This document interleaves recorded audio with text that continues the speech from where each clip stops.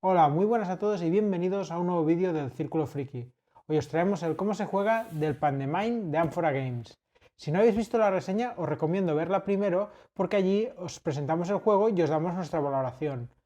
Recordad que todo lo que vemos en estos vídeos sobre el Pandemind es un prototipo y el juego saldrá en Kickstarter el 17 de marzo. Si no sabéis lo que es un Kickstarter, en la reseña también lo explicamos. Os dejamos el enlace a la reseña aquí arriba y en la descripción del vídeo. Además, si queréis más información sobre el Kickstarter, también tendréis un enlace en la descripción. Dicho esto, pasemos al ¿cómo se juega? Primero de todo, recordad que encarnaremos a unos panaderos de la Edad Media y que nuestro objetivo será obtener más puntos de victoria que el resto de jugadores. Para conseguir esto, deberemos utilizar a nuestros trabajadores para realizar diferentes acciones durante la partida, como por ejemplo, comprar ingredientes, hacer pan y venderlo, entre muchas otras acciones. Recordad también que hay dos modos de juego, el modo básico y el modo experto. Nosotros recomendamos el modo básico solo a los principiantes en este tipo de juegos, pero a la mínima que podáis, pasad al modo experto, que es donde se saca realmente el jugo a este juego y se disfruta mucho más. Y sin más, pasemos a la preparación de la partida, que como veréis contiene muchos pasos. 1. Situar el tablero en el centro de la mesa. 2. Situar las fichas de ronda al azar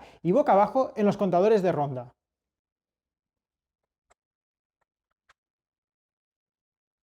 3. Situar dos fichas de préstamo en el castillo y dejar el resto al lado del tablero. 4. Situar junto al tablero las fichas de vaca, buey y carretilla. 5. Situar las fichas de ofrenda boca abajo al lado de la iglesia formando dos pilas según el número de cruces. 6. Situar el marcador de la Santa Inquisición a la izquierda del contador de penitencia, es decir, aquí.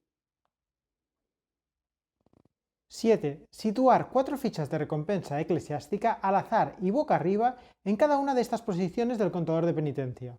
La posición 5, la posición 10 y la posición 15.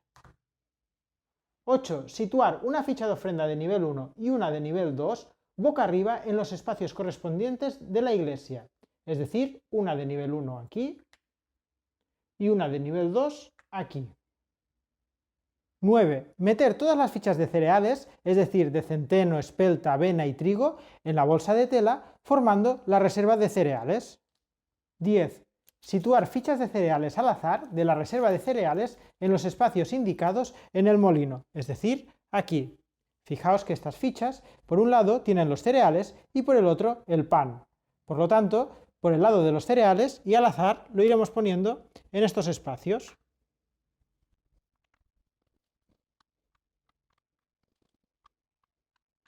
El paso número 11 es solo para el modo experto y consiste en situar 8 maestros panaderos por el lado que tiene un coste 1, es decir, tenemos el lado de coste 2 y el lado de coste 1. Colocaríamos 8 al azar por el lado de coste 1 en los espacios indicados del gremio de panadería, es decir, en estos de aquí. Por lo tanto, cogeríamos 8 al azar y los colocaríamos. El resto se descartarían. El paso número 12 también es solo para el modo experto y consiste en coger las fichas de favor y colocarlas boca abajo al lado del tablero. Y dar la vuelta a 5 de ellas al azar. El paso número 13 también es solo para el modo experto y consiste en colocar las fichas de San Benito al lado del tablero. 14. Situar los tableros de aldea junto al tablero principal. Estas aldeas nos demandarán pan que podremos venderles. 15. Rellenar al azar los espacios vacíos de demanda de pan de las aldeas, es decir, estos espacios que no tienen color. Los espacios de abajo son los espacios de demandas futuras y los espacios de arriba son los espacios de demandas actuales. Se coge la reserva de cereales y se rellenan al azar.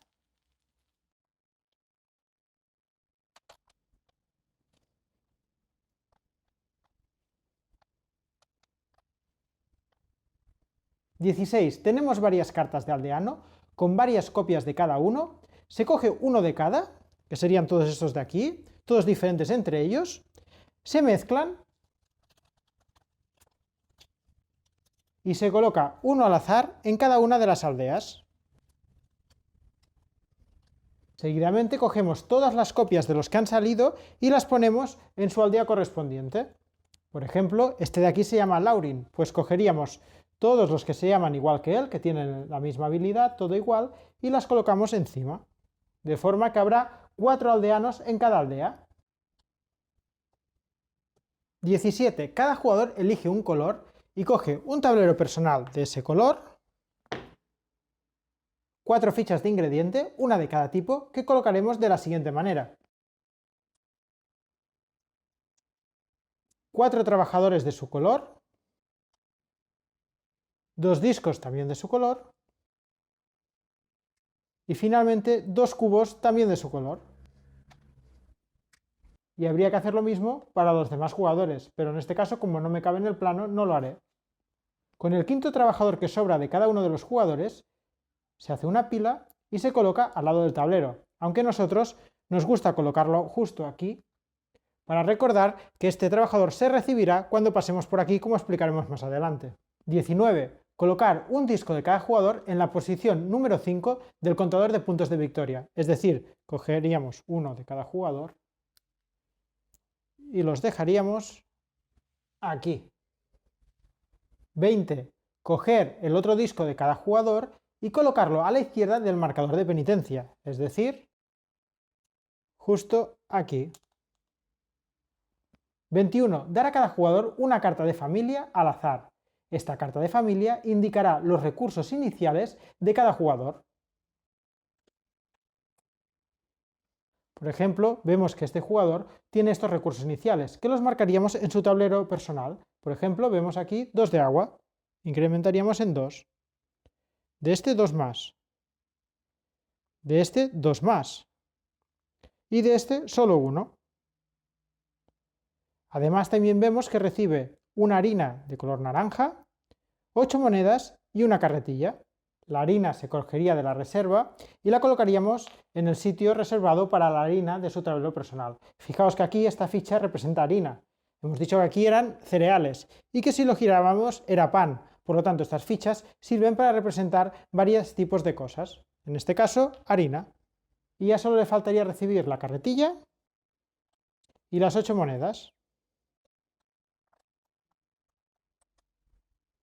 Este jugador, por su lado, recibiría 2 aquí, 4 de estas, 2 de estas, 0 de estas, además de una harina naranja y 9 monedas.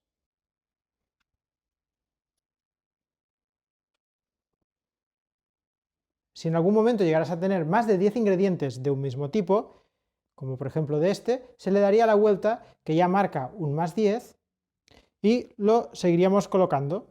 11, 12, 13, 14, hasta 20, que sería el máximo de ingredientes que se puede tener de un mismo tipo. 22. Colocar un cubo de cada jugador en la columna de la derecha de la torre de la iglesia, ordenados de arriba abajo según el orden de turno, marcado por la carta de la familia que ha recibido cada jugador. Es decir, el que recibe en la carta de familia el número más bajo, aquí, será el que empiece primero. En este caso, pues ha salido que el azul iría primero, después el rojo. Imaginemos que los otros dos han sacado cartas más altas. Esto definiría el orden de turno. El otro cubo de momento no se utiliza y se deja al lado del tablero de jugador. 23. Cada jugador recibe unos beneficios según el orden de turno. Los beneficios se muestran en esta carta de beneficios iniciales. Es decir, el primer jugador, en este caso el azul, no recibiría nada. El segundo jugador, que sería el rojo, recibiría una harina al azar. El tercer jugador, que sería el amarillo, recibiría una harina al azar y un penique. Y el cuarto jugador, que sería el verde, recibiría una harina al azar y 2 peniques. Así que en el caso del jugador rojo, pondría la mano en la reserva, sacaría una harina al azar y la colocaría en su reserva de harina. Paso número 24, solo para el modo experto. Situar un marcador de reputación de cada jugador en cada una de las 4 posiciones centrales del marcador de la tabla de reputación. Es decir, de esta manera, uno de cada en cada una de las posiciones centrales. Y ya para acabar, el último paso, también solo para el modo experto, consiste en que el último jugador, según el orden de turno, en este caso el jugador verde, colocará el sirviente del señor feudal en cualquiera de las ubicaciones del tablero, excepto en las aldeas. Por ejemplo, lo podría colocar aquí. Cada redondita de estas con un sol representa una de las ubicaciones del tablero. Hay redondas grandes como esta y redondas pequeñas como esta. Se podría colocar en la que quisiéramos, pero nunca en las aldeas. Y con esto ya estamos listos para empezar la partida. Veamos ahora la ronda de juego. La partida se divide en 5 rondas que corresponden a 5 días y cada una de estas rondas tiene 4 fases, que son la fase de acciones diurna, la fase de anochecer, la fase de acciones nocturna y la fase de amanecer, que ahora explicaremos una a una en detalle. Después de hacer estas 4 fases, pasaríamos a la siguiente ronda, que representaría un nuevo día, y después del 5.º día finalizaría la partida. Veamos pues las 4 fases en detalle. Empezaremos por la primera fase, que es la fase de acciones diurna. En esta fase, por turnos y siguiendo el orden de turno, los jugadores utilizan un trabajador cada vez en alguna de las ubicaciones del tablero para realizar su acción inmediatamente. Esta fase acaba cuando ninguno de los jugadores tenga trabajadores que colocar. Es decir, en primer lugar, en este caso el jugador azul, que es el primero, colocaría un solo trabajador y realizaría su acción. Seguidamente, el jugador rojo, que es el segundo, haría lo mismo colocando un solo trabajador, luego el amarillo y luego el verde. Luego le volvería a tocar al jugador azul, y así sucesivamente hasta que todos los jugadores se hayan quedado sin ningún trabajador. Antes de seguir explicando las fases, veamos todas las ubicaciones donde se pueden colocar trabajadores. Primero de todo, recordaros lo que acabo de decir hace un momento, de que las ubicaciones donde se pueden colocar trabajadores son estas zonas circulares donde hay un sol dentro. En general, si el círculo es grande, como es este caso, indica que no hay límite de trabajadores en esta localización. En cambio, si el círculo es pequeño, como es este caso, indica que en esta ubicación solo se puede colocar un único trabajador. El peón del señor feudal, que hemos visto antes, nunca ocupa un sitio, es decir, si se encuentra en esta ubicación, no está ocupando sitio y por lo tanto aquí se sigue pudiendo colocar un único trabajador. Ahora sí, veamos todas las posibles ubicaciones que hay en el tablero. La granja, no hay límite de trabajadores. El jugador que coloca un trabajador aquí debe realizar una compra de cualquier combinación de estos elementos de aquí. Una carretilla, una vaca y un buey, sin repetir ninguno. Es decir, puede comprar uno solo de estos elementos, puede comprar 2 elementos distintos o puede comprar un elemento de cada, pagando el coste de cada elemento que compre. Si compra una carretilla, paga un penique. Si compra una vaca, paga 3 peniques. Si compra un buey, paga 4. Si comprase, por ejemplo, una vaca y una carretilla, pagaría también 4. Y si comprara los 3, pagaría un total de 8. 4 más 3 más 1. Por lo tanto, si por ejemplo el jugador azul en su acción decide colocarse aquí, podría por ejemplo pagar 3 peniques para recibir una vaca, que la cogería de la reserva de vacas y la pondría disponible para él en su tablero personal.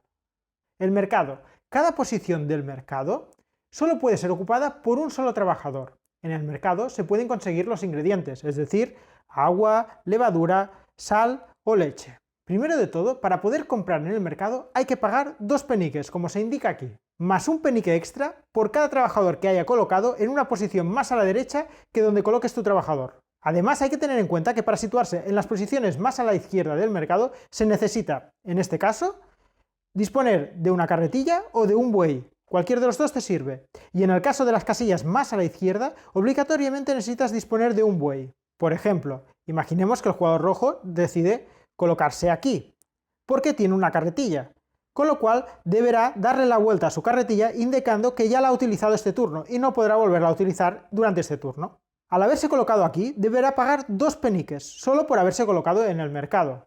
Pero ahora imaginemos que hubiese un trabajador amarillo colocado aquí y a lo mejor otro trabajador rojo colocado aquí.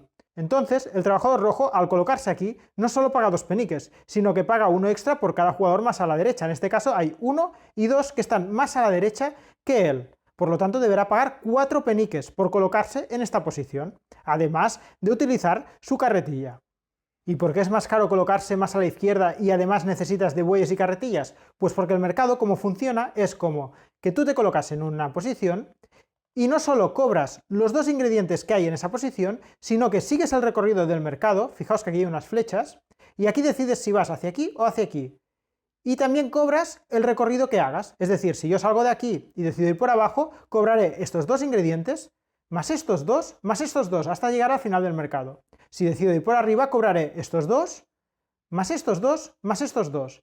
Con lo cual, si me pusiera en una de estas porque tengo un buey, no solo cobraría estos 6 ingredientes, sino que también cobraría estos dos. Un total al final de 2, más 2, más 2, más 2. Un total de 8 ingredientes. Si yo me hubiese colocado en este, como ahora voy a recibir una de agua, una de sal, imaginaos que decido ir por abajo, otra de agua, una de levadura, otra de sal y una de leche, lo que hago es sumarlo en mi reserva de ingredientes, es decir, de aguas recibiría 1 y 2, por lo tanto subiría 2 mi marcador de agua.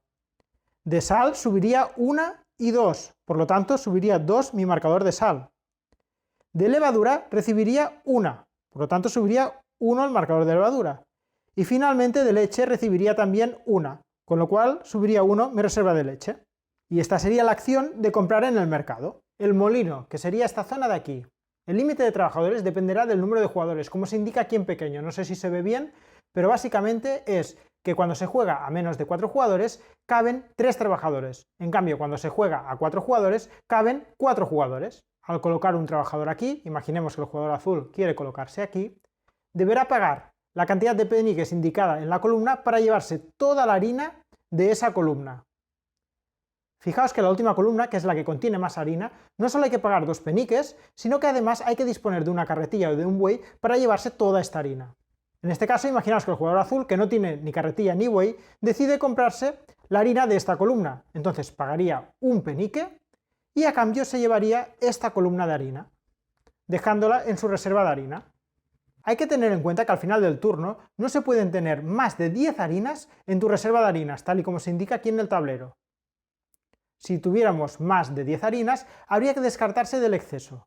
El granero, que sería esta zona de aquí. El límite de trabajadores depende también del número de jugadores, como se indica aquí.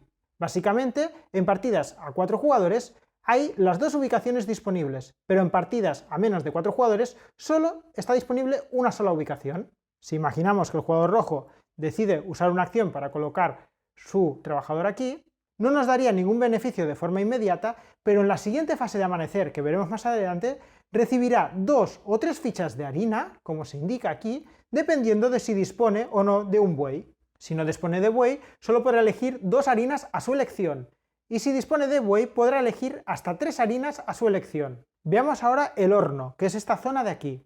Aquí no hay limitación de número de trabajadores que pueda haber.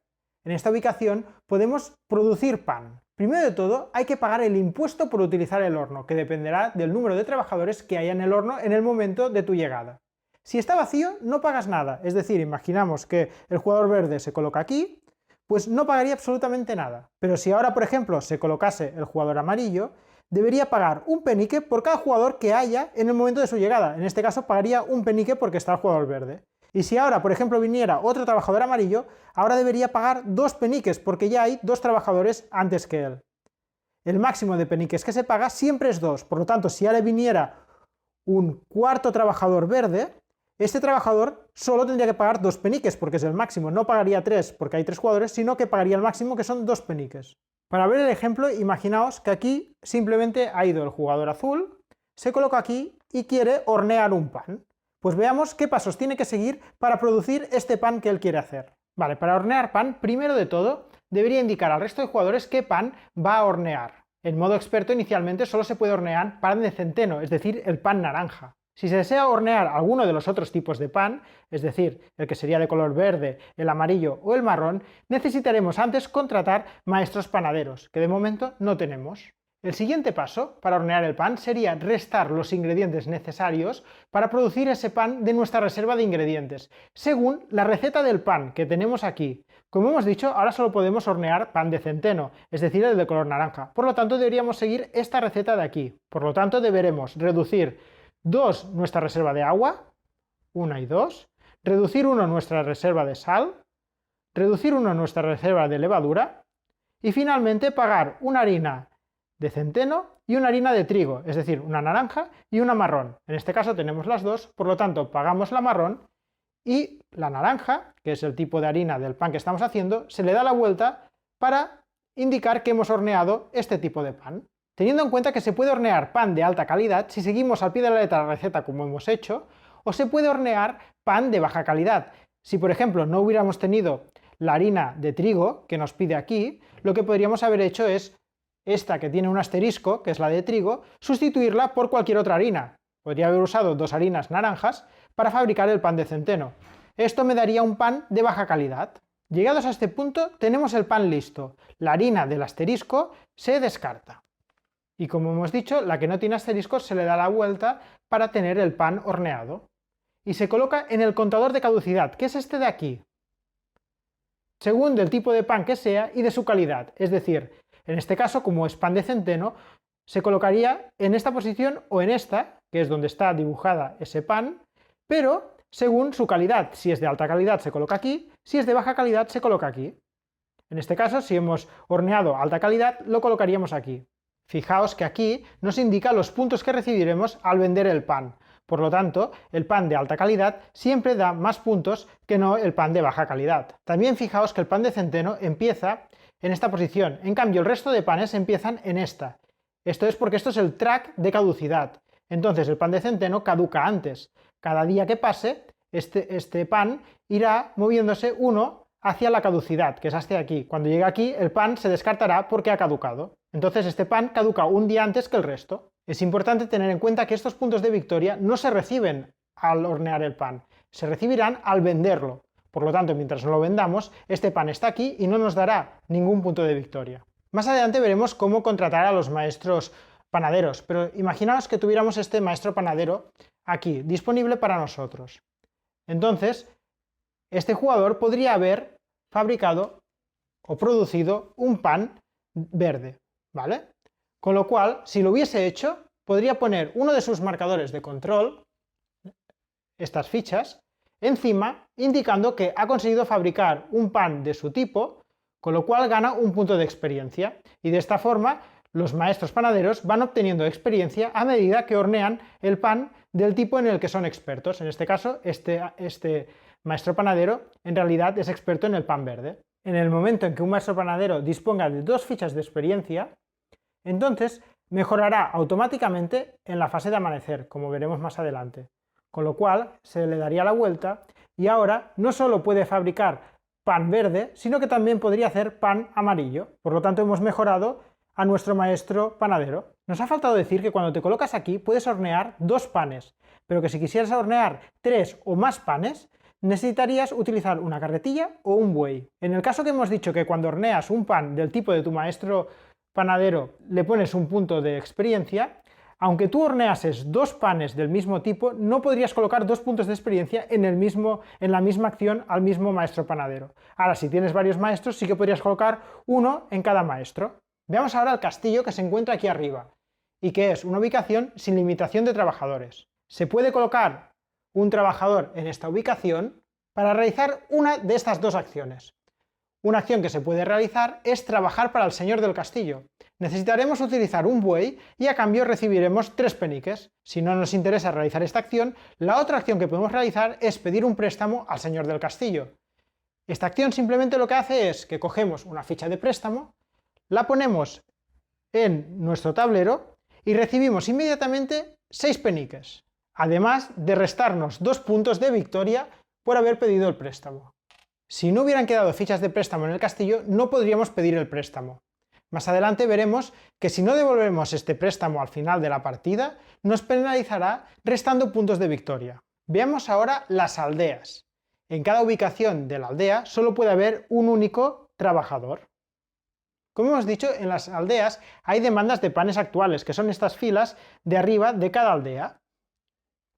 Así que podemos situarnos, por ejemplo, el jugador azul podría situarse en alguna de estas aldeas para venderles el pan que están pidiendo. En realidad esto lo hemos colocado al revés. Ellos lo que demandan es pan, por lo tanto, realmente habría que colocarlo por la cara del pan. No me he dado cuenta en el momento de colocarlo. Ahora sí, en cada aldea siempre hay una demanda permanente, esta que está dibujada y que no es una ficha. Entonces siempre en estas aldeas se puede vender este tipo de pan. En esta en esta y en esta Las otras demandas sí que son variables e irán cambiando a lo largo de la partida. Si por ejemplo el jugador azul se coloca aquí y decide servir esta demanda, que están pidiendo un pan naranja, como él tiene un pan naranja, horneado, podría venderlo y entonces esta ficha se descartaría y quedaría esta demanda como satisfecha. Aunque satisfagas una de las demandas, la demanda futura no sube inmediatamente, sino que se hará en la siguiente fase de amanecer. Para poder colocar el trabajador aquí, el jugador azul debe de cumplir una serie de requisitos. Primero, tiene que poder servir al menos una de las demandas actuales. No puede colocarse si no puede vender ninguno de estos panes. Tampoco puede ser que haya otro trabajador de su color en esta aldea, es decir, solo puede haber un trabajador de un mismo jugador en cada una de las aldeas, no pueden haber repetidos. Cuando se coloca en la primera posición, no debe de pagar nada, pero si ahora viene otro jugador, imaginaos que viene el jugador amarillo y se coloca aquí, para poder servir alguna de las demandas, este deberá pagarle un penique al jugador azul. Y si ahora viniera un jugador verde y se colocara aquí, este debería pagar un penique al jugador amarillo y un penique al jugador azul. El pago de este penique debe hacerse antes de colocarse, es decir, antes de vender el pan y obtener el dinero por haber vendido el pan. Si cumples todos estos requisitos, puedes situarte en la aldea y cumplir tantas demandas como quieras o puedas. Pero nunca puedes cumplir la misma demanda más de una vez. De hecho, si el azul hubiera servido esta demanda, esta desaparecería, con lo cual ahora el amarillo solo podría servir o esta o esta. Y si hubiese servido la verde, desaparecería. Y entonces ahora el verde solo podría servir esta, y una única vez. Esta aldea de aquí, Augsburg, es un poco especial, porque solo es accesible para aquellos jugadores que tengan un nivel de penitencia de 5 o más. El nivel de penitencia se marca en este track de aquí. Inicialmente es 0, por lo tanto, esta aldea nos queda inaccesible. En el momento en que superemos o igualemos el nivel 5 de penitencia, entonces ya podremos acceder a esta aldea para vender pan. Imaginaos que esto está así, como lo teníamos al principio. Por ejemplo, el jugador azul ha decidido colocarse aquí porque cumple los requisitos y ahora quiere vender el pan para servir esta demanda. Veamos qué pasos debe seguir para vender este pan. Primer paso, aumentar el marcador de puntos de victoria tantos lugares como se indica en la posición del contador de caducidad en la que se encuentra el pan en el momento de la venta. Es decir, ahora queremos servir esta demanda, por lo tanto tenemos que vender este pan. Este pan se encuentra actualmente en esta posición del contador de caducidad. Entonces, lo que nos da son 3 puntos de victoria. Así que el primer paso consiste en aumentarnos 3 puntos de victoria. En segundo lugar, si se vende pan de trigo, se aumenta el marcador de puntos de victoria tantos lugares como se indique en la ronda actual. Es decir, si nos fijamos justo encima de la ronda actual, vemos que el pan de trigo, el pan marrón, nos da 3 puntos de victoria por cada pan vendido en esta ronda. En este caso, como no es pan de trigo, no aumentamos nada, pero si hubiésemos vendido pan de trigo, aumentaríamos, por ser la primera ronda, 3 puntos de victoria. En el caso de la segunda ronda, también 3 puntos de victoria, en la tercera ronda, 2 puntos de victoria, y en las dos últimas rondas, 1 punto de victoria por cada pan de trigo vendido. En tercer lugar, se reciben los peniques correspondientes según la tabla de precios del pan. Aquí nos tenemos que fijar en esta tabla de precios. Aquí nos indica que el pan de centeno, es decir, el pan naranja, se vende por 5 peniques, el verde por 6, el amarillo también por 6 y el marrón por 7. En este caso, como hemos vendido el pan de centeno, lo que hacemos es recibir 5 peniques. Por lo tanto, recibimos 5 peniques por la venta. En cuarto paso, debemos descartar a la reserva de cereales la ficha de pan de tu reserva que vas a vender. Como hemos vendido este pan, cogemos la ficha porque ya está vendido y se deja en la bolsa de tela que es la reserva de cereales. El quinto paso sería recibir tantos puntos de victoria como se indica en la demanda actual que se ha cumplido. Es decir, estamos cumpliendo esta demanda, pues justo debajo nos indica cuántos puntos de victoria ganamos por cumplir esta demanda. En este caso serían 3 puntos de victoria que sumaríamos inmediatamente. Si hubiésemos servido esta demanda recibiríamos 1 punto de victoria, y en cambio por la demanda permanente, no recibiríamos ningún punto de victoria. Antes hemos comentado que esta aldea es un poco especial porque para poder vender pan en esta aldea hay que tener mínimo un 5 en el track de penitencia. Pero además también tiene una característica especial en cuanto a la venta de pan, ya que en el momento en que sirves uno de pan, no solo ganas 3 puntos de victoria o 1 punto de victoria o los que digan, sino que por cada pan que vendas aumentas en 1 en el track de penitencia. Es decir, si aquí se coloca un jugador y sirve este pan, además de ganar los 3 puntos de victoria, aumentaría en 1 su track de penitencia. En sexto lugar, si se cumple una demanda no permanente, se descarta la ficha de demanda, dejando la posición vacía hasta la siguiente fase de amanecer. Es decir, hemos servido este pan, por lo tanto cogemos su ficha y la descartamos, devolviéndola a la reserva de cereales, es decir, a la bolsa de tela. Ahora esta posición queda vacía hasta la siguiente fase de amanecer, que se vuelva a llenar. El séptimo paso sería recibir la carta de aldeano situada en la aldea donde has vendido el pan si aún no lo tienes. Es decir, en este caso, como hemos vendido en esta aldea, recibiríamos este aldeano. Como no tenemos aún este aldeano, lo cogeríamos y lo pondríamos en nuestra zona. A partir de ahora tenemos este beneficio del aldeano durante el resto de partida. Además, recordad que cuantos más aldeanos diferentes tengamos al final de la partida, más puntos de victoria ganaremos. Y los dos pasos que faltan son solo para el modo experto. El penúltimo paso sería recibir los beneficios que proporcionan los maestros panaderos. Es decir, en este caso nosotros no tenemos maestro panadero, pero si hubiéramos tenido un maestro panadero, por ejemplo este maestro panadero nos da un beneficio, que es que recibimos una moneda extra por cada pan de centeno vendido. En este caso, como hemos vendido un pan de centeno, el pan naranja, en vez de las 5 monedas que hemos cobrado, deberíamos haber cobrado 6, con lo cual cogeríamos una moneda más de la reserva y la añadiríamos a nuestra reserva de monedas. Y el último paso, también en modo experto, es subir o bajar el marcador de reputación correspondiente al tipo de pan vendido. Hay que subir la reputación en caso de haber vendido pan de alta calidad y bajarla en el caso de haber vendido pan de baja calidad. Por ejemplo, en este caso, el jugador azul ha vendido pan de centeno de alta calidad. Por lo tanto, iríamos al track de reputación del pan de centeno, que sería este, y aumentaríamos en 1 nuestra reputación. Si en vez de vender pan de alta calidad hubiéramos vendido pan de baja calidad, en vez de subirlo, lo hubiéramos bajado. En este caso, al ser de alta calidad, se aumenta.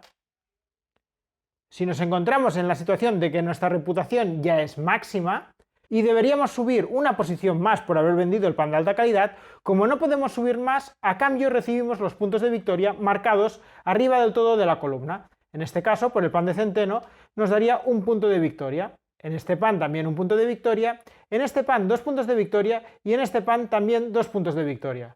Además, si nos fijamos en las posiciones más altas de cada columna, vemos que tiene el dibujo de uno de los ingredientes. Esto significa que en el caso de estar situados aquí, cuando vayamos al mercado, obtendríamos automáticamente un recurso extra de agua para el pan de centeno, un recurso extra de sal en este caso, uno de levadura en este caso y uno de leche en este.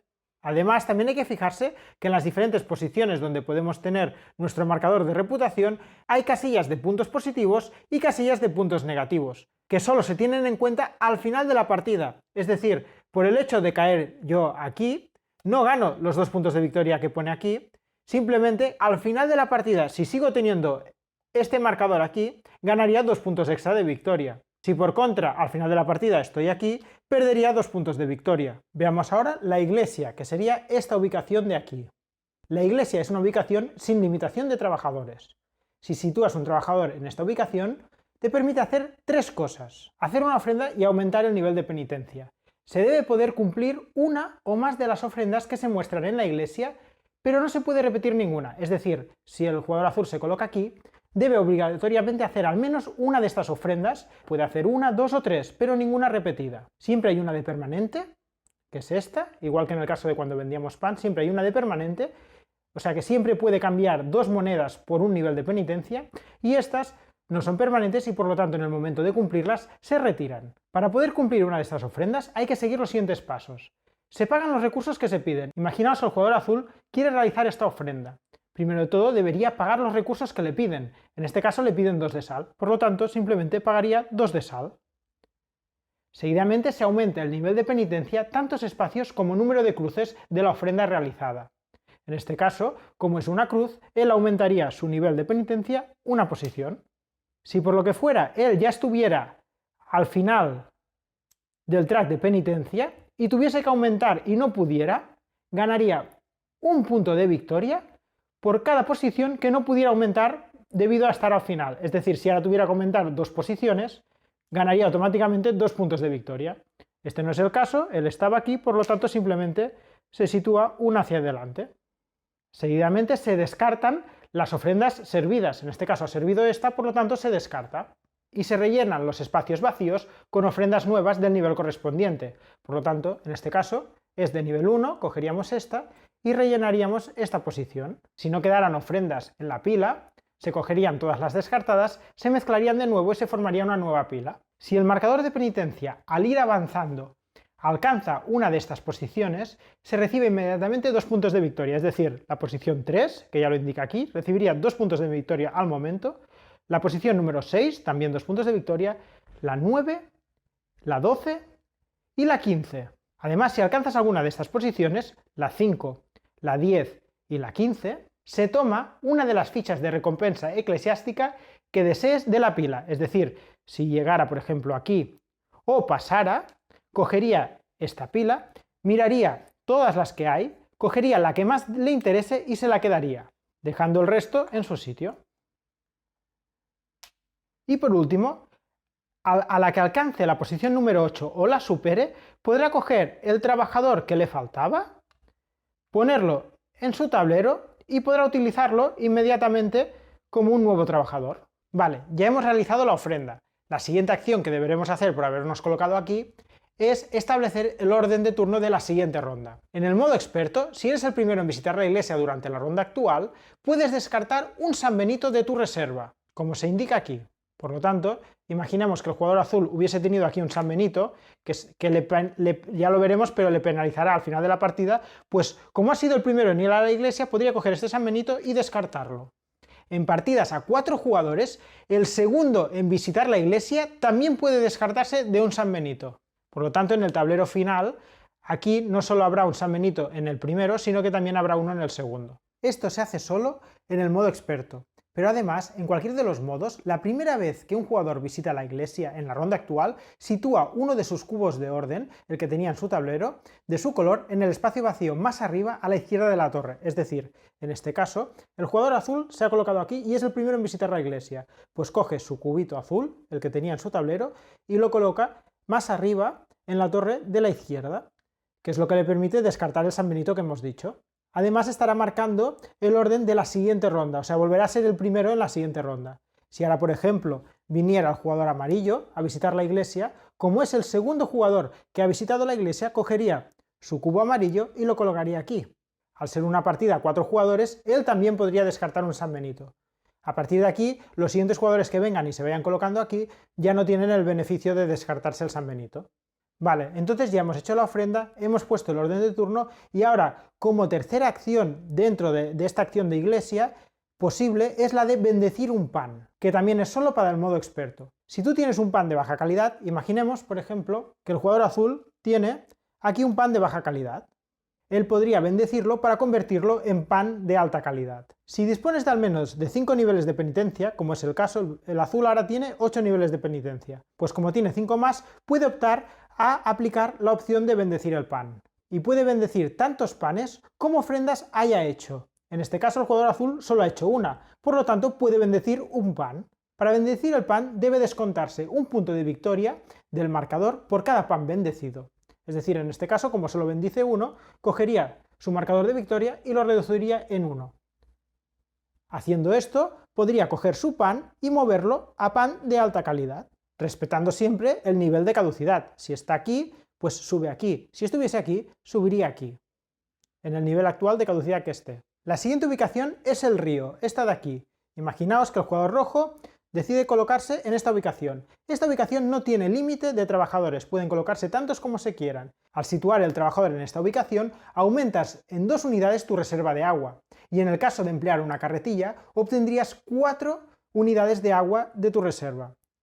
Por lo tanto, en este caso, imaginaos que el jugador rojo se coloca aquí, como la carretilla ya está utilizada y no la puede volver a usar, lo que haría simplemente es aumentar en 2 su nivel de agua.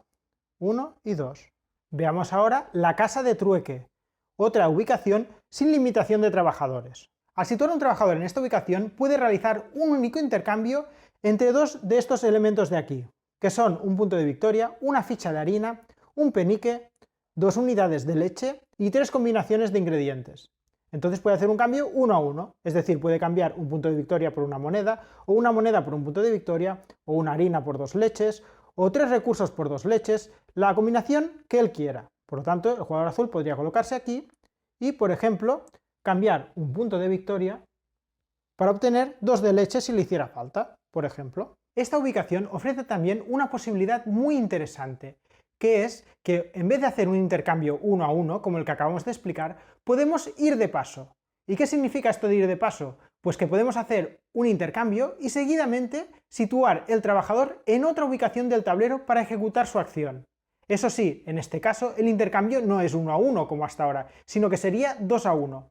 Deberemos dar 2 de estos elementos para recibir solo uno a cambio, y entonces podremos mover el trabajador a otra ubicación. Por ejemplo, el jugador azul podría haber venido aquí y entregar un punto de victoria, más una harina cualquiera, por ejemplo, esta que tiene aquí.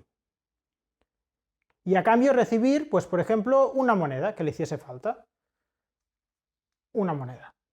Ha hecho un trueque 2 a 1 y ahora, como solo va de paso, puede coger este y moverlo a cualquier otra ubicación para realizar la acción de esa ubicación. Otra ubicación que tenemos es el gremio de panadería, que es este de aquí, y que tampoco tiene limitación de trabajadores. Un trabajador puede colocarse en esta ubicación para realizar una de estas dos acciones, o contratar un maestro panadero, o mejorar un maestro panadero. Para contratar a un maestro panadero, básicamente se elige a uno de los maestros, se paga su coste indicado aquí arriba en la carta, en este caso, como todos son de nivel básico, simplemente el coste es un penique, y a partir de ahora, pagando ese penique, puede elegir el maestro que quiera, colocárselo en su zona, y a partir de ahora no solo podrá hornear el pan de centeno, sino que también podrá hornear el pan amarillo, además de disponer de la ventaja que diga la carta.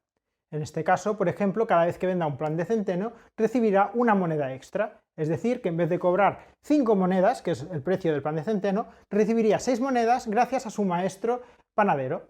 Este pan gris de aquí significa que el maestro, cuando mejore, podrá también producir este pan, que si lo giramos vemos que se trata del pan de trigo, el pan marrón. La otra acción que podemos hacer al colocarnos aquí es que en vez de contratar un maestro panadero, lo que hacemos es mejorarlo, es decir, cogeríamos el que ya tenemos y le daríamos la vuelta, obteniendo un panadero mejorado que ahora puede hornear dos tipos diferentes de pan. Después hay una serie de acciones adicionales que durante nuestro turno podremos realizar sin que cuenten como acción y sin necesitar ningún trabajador, y se realizan de manera inmediata. Estas acciones son: la primera, utilizar una vaca. Si yo dispongo de una vaca, como en este caso, en cualquier momento puedo utilizarla sin que cuente como acción y recibir 2 de leche.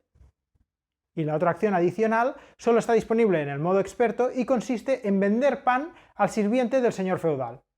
Al final de cualquier turno de la fase diurna, puedes vender una unidad de pan al sirviente del señor feudal si te encuentras en la misma ubicación que él.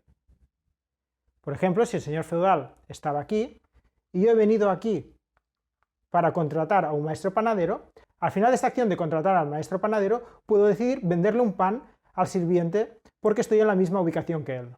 La manera de vender pan es la misma que ya hemos explicado, pero sin la parte de las aldeas, es decir, sin quitar ningún pan de la aldea, sin ganar ningún aldeano, ya que en este caso las aldeas no entran en juego. Tras finalizar la venta, recibes uno de los favores del señor feudal a tu elección.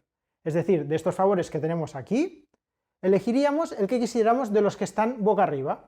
Lo cogeríamos y lo cobraríamos al instante. Y entonces lo dejaríamos boca abajo. En el momento en que todos los favores que están boca arriba queden boca abajo, se mezclan de nuevo y se vuelven a girar 5 favores al azar. En este caso yo, si lo he vendido, podría, por ejemplo, decidir quedarme este para subir 2 el nivel de penitencia y así hacer un mini combo y llevarme también un beneficio eclesiástico de estos. Entonces este se dejaría boca abajo. Y con esto queda explicada la primera fase, que como veis es donde está buena parte de la chicha del juego. Y ahora seguiremos con las 3 fases que quedan, que son más cortas y sencillas. La fase del anochecer. Básicamente ahora es cuando recuperamos todos los trabajadores del tablero, excepto los que estén en el granero, que hemos dicho que hasta el amanecer no entran en juego. Por lo tanto, todos recibiríamos nuestros trabajadores. Después de recoger los trabajadores, el pan caduca, es decir, se desplaza una posición a la derecha. Si algún pan llega a la última posición, se estropea y se descarta, obteniendo a cambio 3 peniques por cada pan descartado. En este caso, solo este jugador tiene pan, pues se movería uno hacia la derecha. Y como espere mucho a venderlo, cuando llegue aquí tendrá que descartarlo. En este caso, de momento, aún tiene la oportunidad una ronda más de venderlo y ganar 2 puntos de victoria. Y por último, en el modo experto, también se retira del tablero el sirviente del señor feudal. y con esto finaliza la fase de anochecer. Y pasamos a la siguiente fase, que sería la fase de acciones nocturna. Esta fase se realiza en orden inverso, es decir, empezaría el jugador verde y acabaría el jugador azul, orden inverso del turno. Básicamente es un único turno opcional de colocar un trabajador y realizar una acción, situando uno de tus trabajadores en cualquier de las ubicaciones donde se permite trabajar de noche, que básicamente son el río, la iglesia, la casa de trueques o el horno. Eso sí, para aprovecharse de esta acción extra, es necesario pagar un penique antes de colocar al trabajador. Por lo tanto, si el jugador rojo quisiera aprovechar esta acción, pagaría un penique y a cambio, por ejemplo, podría decidir pues ir a buscar agua al río, cobrando inmediatamente las 2 de agua. Y finalmente, después de estas acciones nocturnas, pasamos a la última fase, la fase de amanecer, que vendría a ser una fase de mantenimiento. Para realizar esta fase de mantenimiento hay que seguir los siguientes pasos.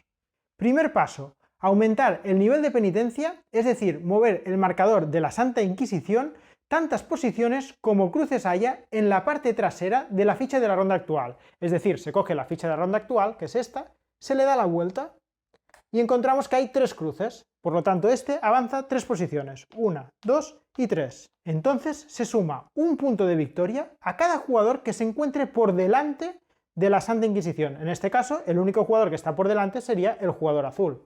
Entonces el jugador azul recibiría un punto de victoria. Los demás jugadores no, porque están por detrás. Además, en el modo experto, se entrega una ficha de San Benito a todos los jugadores que tengan menos penitencia que la Santa Inquisición. En este caso serían todos. Todos estos jugadores recibirían una ficha de San Benito, que como hemos dicho, al final de la partida penalizará, a no ser que te la quites yendo a la iglesia. En caso de tener exactamente el mismo nivel de penitencia que la Santa Inquisición, no pasaría nada, ni ganarías puntos de victoria, ni recibirías San Benitos. 2. Llegados a este punto, si es la quinta ronda, pasaríamos directamente al final de partida. En este caso, como no es la quinta ronda, continuaríamos de la siguiente manera. Punto 3. Se recuperan todos los trabajadores del tablero. Los que estén en el granero, ahora sí, realizan su acción recibiendo 2 unidades de harina a su elección o 3 si utilizan un buey. Es decir, en este caso, recogeríamos los trabajadores que han trabajado por la noche, que en este caso solo hay el trabajador rojo, y además este volvería al tablero individual del trabajador, pero cobrando el beneficio. En este caso, como no tiene buey, elegiría 2 harinas a su elección y las colocaría en su reserva de harina. Imaginemos que decide coger estas 2 harinas. Como veis, el granero, al utilizarlo, el trabajador se queda hasta esta fase ahí estancado, pero entonces puedes elegir la harina que quieres. Recordad el límite de 10 harinas por reserva de harina, no se pueden tener más de 10. Cuarto paso, situar a 0 todas las reservas de leche de todos los jugadores, ya que la leche se estropea cada día, por lo tanto esta leche perdida y esta leche también perdida. Quinto paso, reactivar todos los bueyes, vacas y carretillas que se hayan utilizado y que por lo tanto estén boca abajo, poniéndose de nuevo boca arriba, estando disponibles para la siguiente ronda. En este caso, esta carretilla se recuperaría para la siguiente ronda y esta vaca también. Sexto paso, situar tantas fichas de préstamo como sean necesarias en el castillo hasta que vuelvan a haber 2. En este caso, solo nos hace falta colocar una más. 7. Descartar a la bolsa de reserva de harina toda la harina que quede en el molino y rellenarla de nuevo al azar. Es decir, sacaríamos esto, lo pondríamos en la bolsa y volveríamos a sacar al azar, rellenando de nuevo el molino.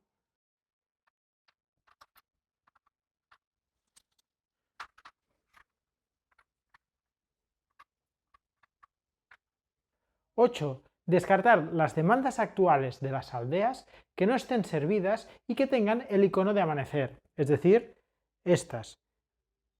En el juego final seguramente estos iconos estarán aquí, porque las que se descartan son las actuales. Sería esta no porque ya no está, esta también y esta también. Y se vuelven a dejar en la reserva de harina. 9. Rellenar los espacios de demandas actuales vacíos con las fichas que haya de demandas futuras, siguiendo las indicaciones de las flechas. Es decir, esta pasaría aquí, esta pasaría aquí, esta aquí y esta aquí. En el caso de que, por ejemplo, esta también se hubiera servido, pues esta también hubiera pasado aquí.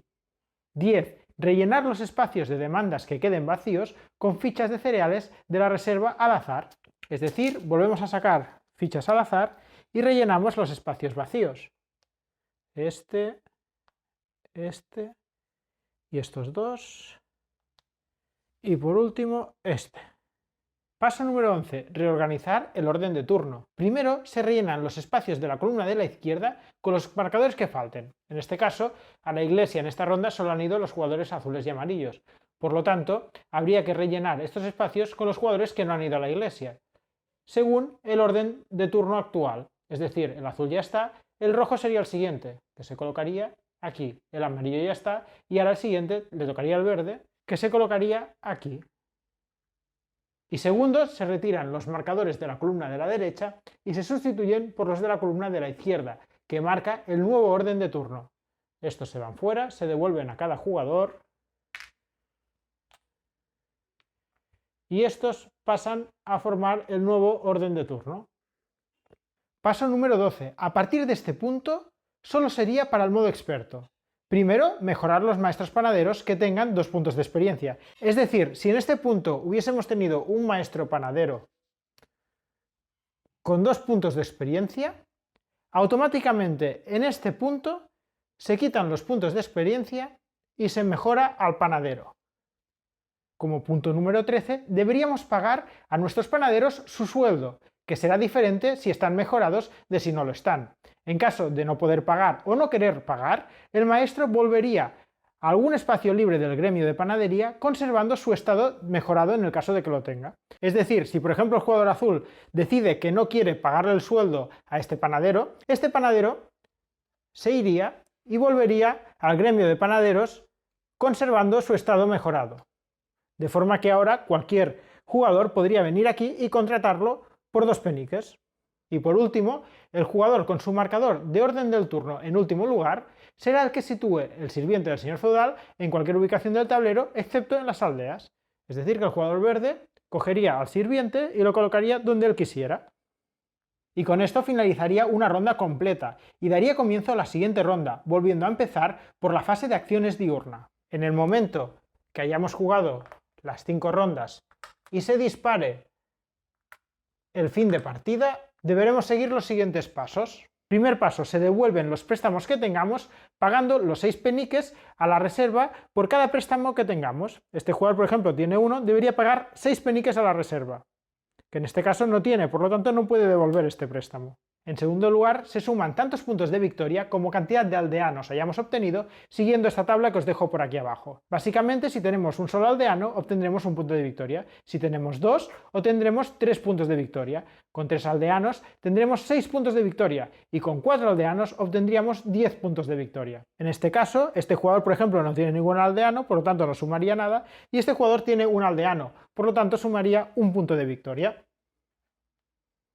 En tercer lugar, se suman 3 puntos de victoria por cada ficha de pan en tu reserva, independientemente de su nivel de caducidad.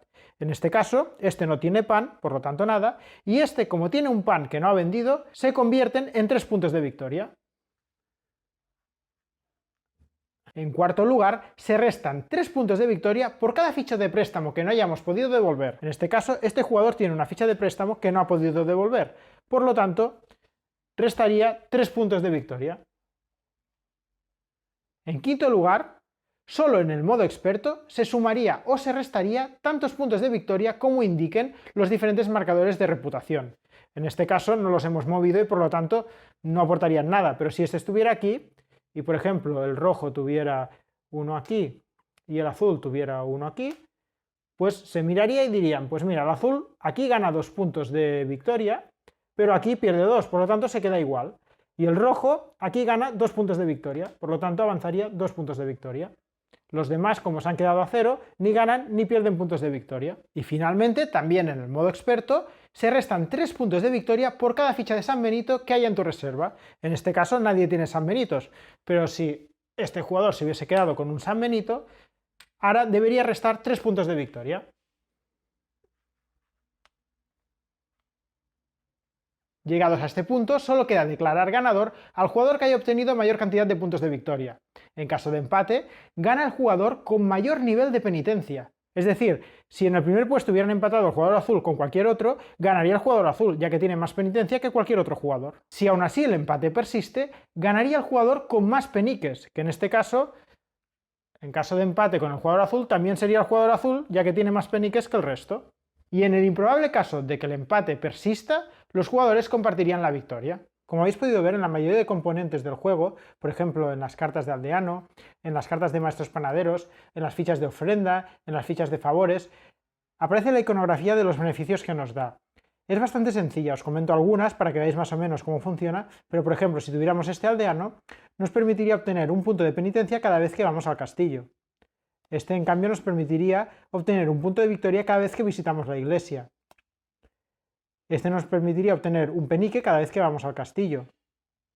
Este nos permitiría, por ejemplo, ir a la granja, que sale aquí el dibujo, y comprar carretillas, bueyes o vacas utilizando ingredientes en vez de monedas, a razón de un ingrediente igual a una moneda.